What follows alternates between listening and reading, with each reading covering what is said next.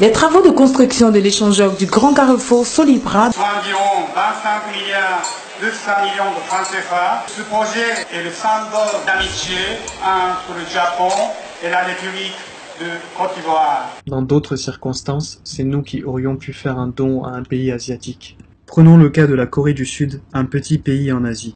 En 1950, la Corée du Sud avait le même niveau de croissance et de développement que la Côte d'Ivoire. Occupée par le Japon, elle venait d'obtenir son autonomie à la fin de la Seconde Guerre mondiale, et aussitôt après, elle connut une guerre avec sa voisine la Corée du Nord, avec qui les tensions subsistent encore aujourd'hui. Malgré ça, la Corée du Sud est la 11e puissance économique mondiale, alors que la Côte d'Ivoire est classée 188e et reste encore un pays sous-développé.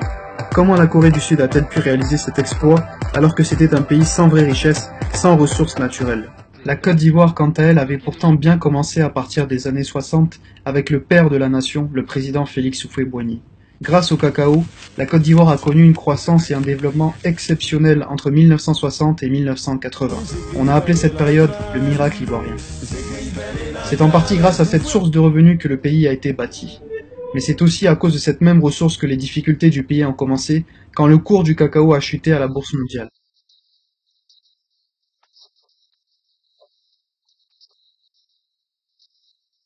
La suite, on la connaît tous.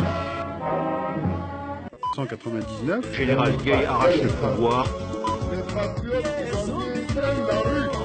Alassane Ouattara qui fait écarter l'élection présidentielle. Si bien que la Côte d'Ivoire est coupée en deux.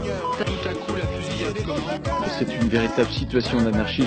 Se rendre avec de l'ordre du couvre-feu, un cadavre et puis aussi des blessés. Des affrontements très violents ont eu lieu. De mots de haine ou d'un conflit ethnique et religieux. À Boubou en colère, tir de grenades lacrymogènes. Coup de feu et de mortier.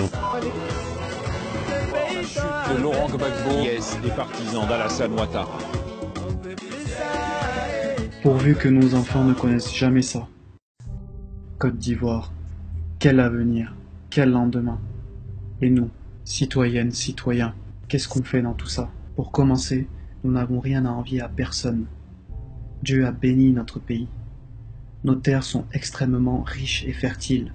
Café, cacao, anacarde, graines de palme, EVA, canne à sucre, manioc, igname et plein d'autres encore.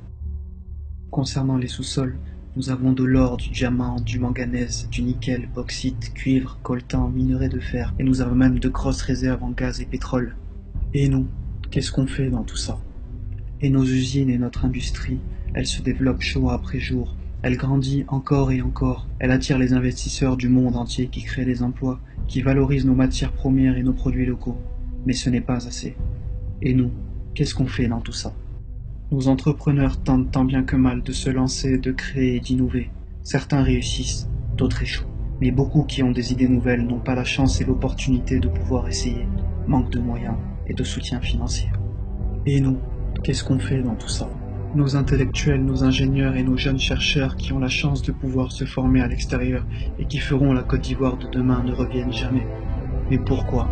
Les immeubles, les gratte-ciels, les ponts, les routes, les hôtels poussent et se bâtissent à une vitesse frénétique à Abidjan. Les nouveaux projets du futur, la cité aéroportuaire, la baie de Cocody, la promenade sur le front de mer de Portbou, les métros urbains et bien d'autres encore.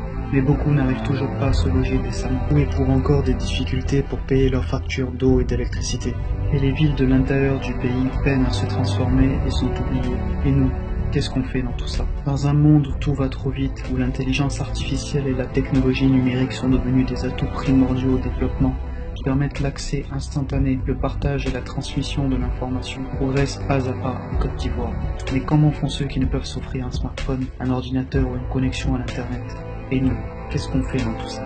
Et mis à part notre équipe de foot, qu'en est-il des autres sportifs, des fédérations professionnelles et des artistes, écrivains, photographes, grands couturiers, stylistes, musiciens, chanteurs, peintres, sculpteurs, puis de ces nouveaux créateurs du futur qui ont la capacité de faire rayonner la Côte d'Ivoire dans le monde? Et nous, qu'est-ce qu'on fait dans tout ça? Et puisque ce n'est pas assez, le grand architecte nous a donné une faune exceptionnelle, une flore dense et luxuriante, sauvage, et qu'en avons-nous fait?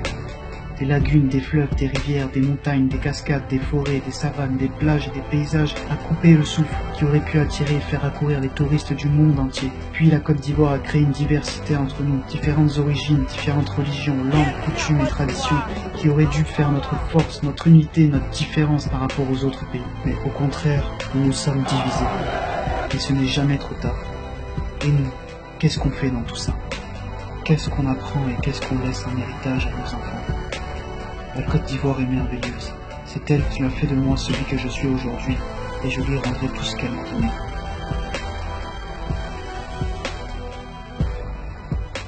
Et vous?